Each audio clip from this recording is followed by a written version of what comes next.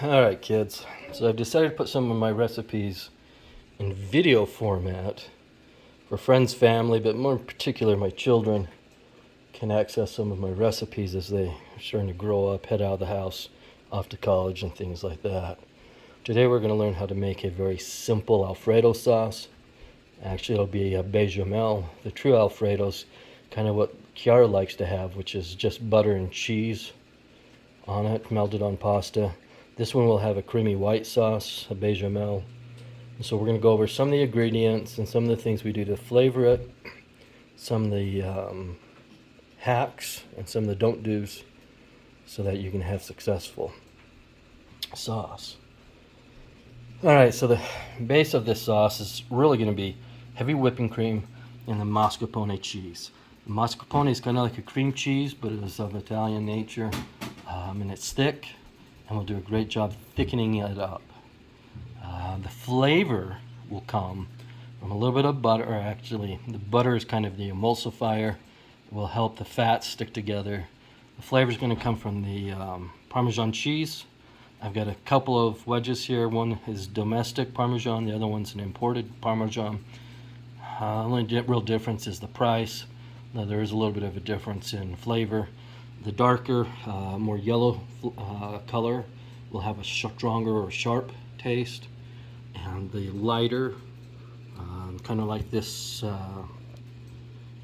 domestic cheese, it's a little bit whiter. It will have more of a creamier flavor.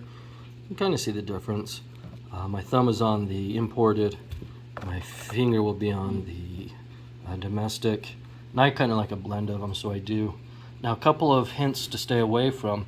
You need cheeses that are already pre-grated or ground up. They will also have processing agents in there that will cause your sauce to curdle, so stay away from these. You don't want to use anything that already comes grated or ground up, any of those cheaper stuff, because they will separate but certainly before the next day, and you'll have nothing but these congealed, gelatinous, I don't know, it's oily and it's not good and creamy.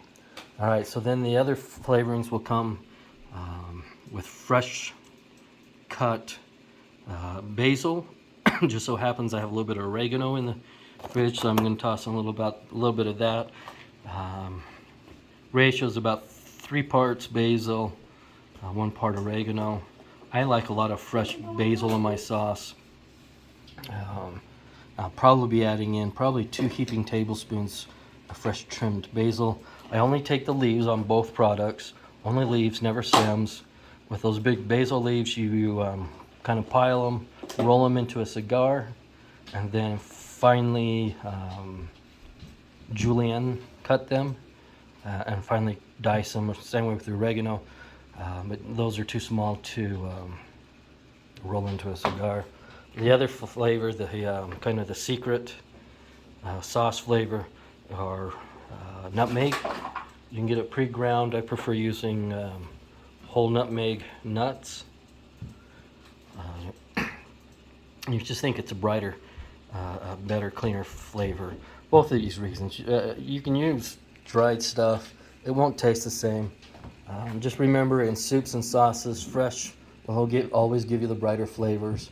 When you're grilling or roasting, that's when you use the dried stuff, because the fresh stuff will just turn black. You'll burn it. And so that's the way that goes.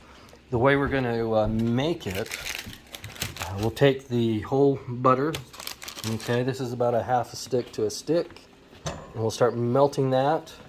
And as that's melting, we're going to toss in our greens and let them kind of cook and extract the flavors out of the leaves into the oils and fats. We're not going to keep this on high. This will always be at very low heats. If you cook it high, if you let it boil and all that other stuff, that's when your proteins will start breaking down. That's when the curdling starts happening. So everything will be kept on medium to lower heats. And we're just going to let that stuff start melting in, and then we'll toss in the oregano and basil. I don't put onions in this sauce. Onion, in my mind, is just too strong, too acidic, so I will leave that out. I don't even put salt and pepper in it. The salt will usually come in the pasta water and in the pasta. At the end, I might put a little bit of pepper, but I really feel that the salt and pepper should be on this dish put in at the table. Now we're going to be using salted water. I use an iodized salt. So here I have, I don't know, a half gallon to a gallon of water on the stove cooking. I will put quite a bit of salt in it. I use iodized salt, or iodized salt, simply so the kids can get some iodine in their diet.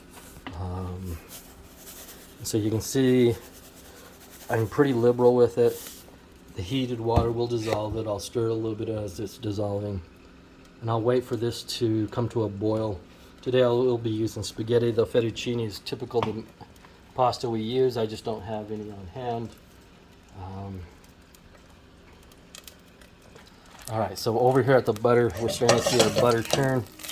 And as it's cooking like that, we're going to turn the heat down even more, because I do not want this to turn into a brown butter type dish. I just want it creamy and white. And so we'll slowly cook this or melt it. And then I'll start adding my greens to it.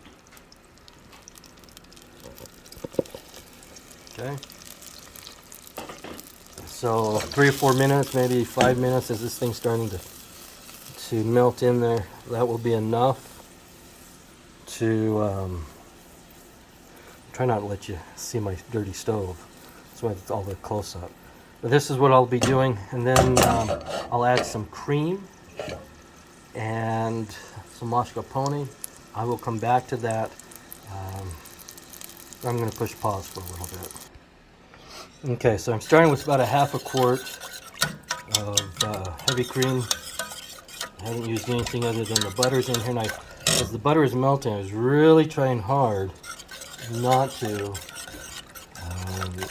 let the butter turn clear. I'm trying to keep it low enough that it stays kind of a milky white. And I'm just whisking it together. I might add a little bit more. Today we've got a few kids at the house. I think Kate and Xander and Sophie here, myself, so that'll be 4 of us. So I might end up having to use most of the quart. And I'll probably end up using 2 tubs of mascarpone to thicken all that up. So that's just it. I'm going to stir it often. I'm going to let it come up slowly, and it will not boil. Okay, I will keep the temperature below the boiling, because if you let it boil, if you let it get that hot, then that's when the fats and the proteins start separating, and you get the curdling, and you get the oil present on. So, stir away. Alright, so I'm keeping this on medium to medium high. I did add a tub of mascarpone in there. You can see it. It does a good job melting. I find the mascarpone over in the deli side of most stores, usually Smith's or Walmart. They'll have it there by the deli counters and some of the deli cheeses and some of the other stuff. You won't find it over there in the sandwich cheese, you know, where they have all the grated stuff and the cheese sandwich slices. You won't find it there. Now both of those, the cream and the mascarpone, have a very mild taste to it, and so the star of this sauce really becomes your Parmesan. You want to buy a good tasting Parmesan cheese, because you're going to add it to the sauce. You're going to allow it to stir or melt in. You still see I have some mascarpone to melt in there. But that will become the flavor.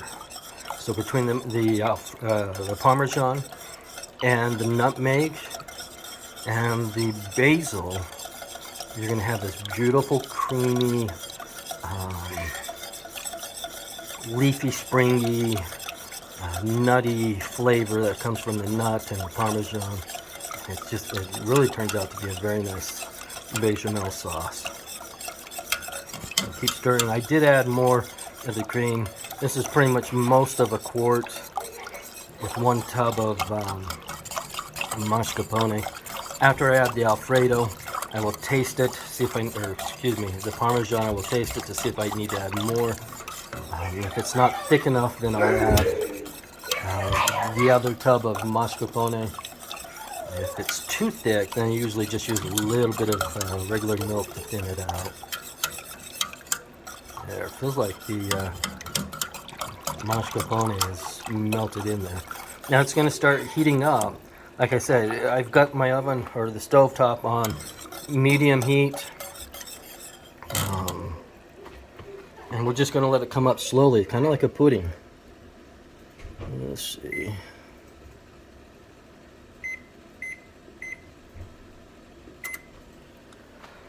Alright. For chicken, all I'm doing is for the chicken part of the chicken Alfredo is I usually go to Smith's and I buy their little special. You can get either baked or fried or even chicken tenders. You get like 2 birds for $5 already cooked or $10 already cooked. So that usually becomes my chicken hack. I just add this to it. And overall, it takes me about 30 minutes to make the sauce. It actually takes me longer to heat the water and cook the pasta than it does the sauce. So this is really a simple meal. It's not as expensive as you might think. Overall, you're into it. Pasta, cheeses, cream, everything. You can probably feed for about 10 to 15 bucks a person. So that's not so bad. Alright, so up to now I've added about 2 cups of Parmesan cheese and I added the second tub of mascarpone. So the recipe so far is about 1 quart of heavy whipping cream, 2 tubs of mascarpone, 2 cups of Alfredo cheese. No, not Alfredo cheese. Parmesan, sorry about that. You can see how stringy that is now. It'll eventually cook down, and I'll probably end up adding another cup of Parmesan, depending on taste. But it will go through this stringy phase and then start going into more of a thick, creamy sauce phase, like a breakfast gravy or a white gravy. But right now it's not running, that's more of a stringy cheese stuff that you're looking at. Alright, so you can see I've grated in about half a noce or a whole nutmeg nut. I just use a microplane to grate it in. I'm out about a half a nut or about a teaspoon. And this is all towards, the amount is just based on taste and what you like. If you start noticing it's not near as stringy and it is starting to thicken up, I think I'll add a little more Parmesan in there. Just to get a little bit stronger Parmesan taste. But other than that, it's coming together pretty nicely.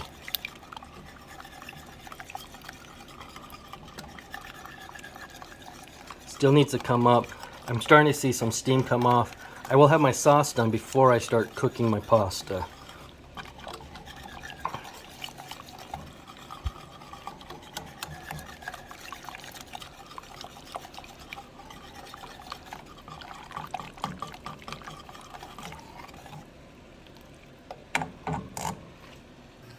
Okay, so I've added most everything to this. I've actually taken it off the heat. It's just going to sit and let the flavors go. I've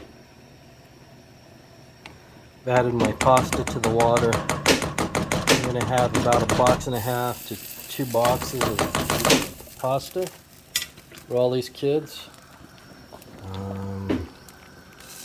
Now, as far as pasta goes, I really only use the Barilla brand. It's actually one of the cheaper brands, but it's also a better product. It's as good as anything that's on the 4 or 5 times that price range. And it's certainly much better than any of the house brands or off-name brands. You do want to stir it to keep your pasta from sticking together. So don't let it don't put it in the water and forget it. You need to make sure you're keeping the pasta separated. Barilla does do a nice job with their times. If you read on the box, this particular stuff, it's al dente, there you go, and 10 to 11 minutes. So you can bank on it that in 10 to 11 minutes with boiling water. it'll be ready. All right, one favorite thing we like to do with our pasta dishes, we will use, this is a artesian rosemary loaf. We'll take some type of artesian loaf and we'll just grill it, olive oil, and then sear it on both sides. It'll turn out nice and golden, maybe even a little brown. This is obviously not ready, but that's what we'll do with it. And then we'll serve it alongside, more carbs and more carbs. So, oh, what I was going to say is that the sauce is completely flavored by that Parmesan cheese. That's the flavor you get. And so if you don't like that, if it's too strong, because I've added 3 or 4 cups of cheese to all that, you can cut it back. You can cut the sauce back to about 1 cheese of a very mild Parmesan cheese. And what you do is you will use a tablespoon of flour or cornstarch with the butter up front and make a roux. And then that starch will be what thickens the sauce. You can even do that with all this cheese in it anyways. If you think the sauce isn't thick enough for your liking, just add a tablespoon of flour or cornstarch up front and all that butter, and it'll stiffen right up. Okay, so that's what a plate would look like. I do enjoy the drumsticks. Those would be part of it. There's, you can see the toasted bread. It really turns out nice. But the only thing I'm missing, of course, is a vegetable side. You should have your vegetables. I was thinking something like a Brussels sprout or broccoli or something like that would go well with this. A broccoli rabe, or even carrots would go well. But that's more or less it. You can kind of see how the thickness of what it would be. And so yeah, there you go. Buon appetito.